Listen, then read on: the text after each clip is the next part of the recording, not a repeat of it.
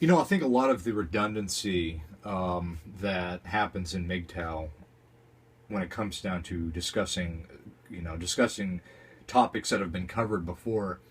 Um, I think part of it is obviously the fact that every day there's new Mgtows coming into YouTube, and they want to tell their story to other men, and they want other men to connect with them, and they want to have that ability because this is something that a lot of men desperately need in this society. So there's absolutely nothing wrong with discussing those topics. We all go through these different stages of realization, I guess self-realization, when it comes down to our journey through Mgtow. When I first got started, I subscribed to everybody underneath the sun. Anything that had Mgtow attached to it, I subscribed to it. And then I started weeding out people that I felt were, after I kind of heard what they had to say, and there was nothing there that challenged me. There was nothing there that made me think or question. I kind of weeded them out. I do that with pretty much, that's how I've kind of done my whole life, really. I don't associate myself with people that don't challenge me or that aren't smarter than me, or at least from what I can see, because I always want to learn more.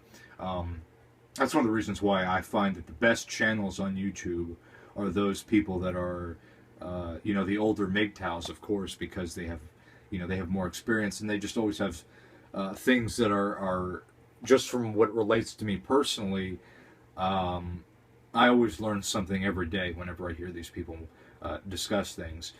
So that's kind of where I'm at on that. I think, when I had all those people that I was subscribed to, it was partly things I wanted to keep challenging myself. I wanted to keep encouraging questions and debates for myself. I didn't, want to keep being stuck in the same pattern of thinking. That's why I like controversial people, or people that inspire a bit of controversy when it comes down to discussion, healthy controversial discussion. I think that that's important because it allows us the ability to make things a little bit, refreshes things, if you will. I think that it allows us the ability to debate topics that might have never come to mind if certain paths weren't taken due to people being afraid to go there. So I always find myself in company with people that challenge themselves and challenge the things that they talk about. So that's kind of my take on it. I think that you should always challenge yourself and associate yourself with people and people that create content that get you to think, get you to constantly ask yourself why, and to always keep learning and always keep discovering. That's why you should be very careful who you get your information from.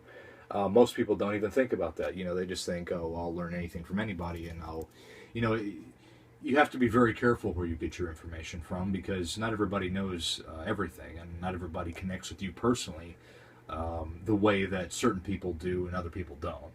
So that's just kind of my take on it. Find the people that you resonate best with here on Mgtow. Find people that are challenging you, that are encouraging discussion, that is outside of the box, thinking outside of the box. And I think that's the best thing that you could do for yourself in that area. If you're suffering from burnout, so much of it is just kind of redundancy and boring. And when you don't challenge yourself, things just get boring. That's just how it goes. But anyways, that's just kind of my view on it.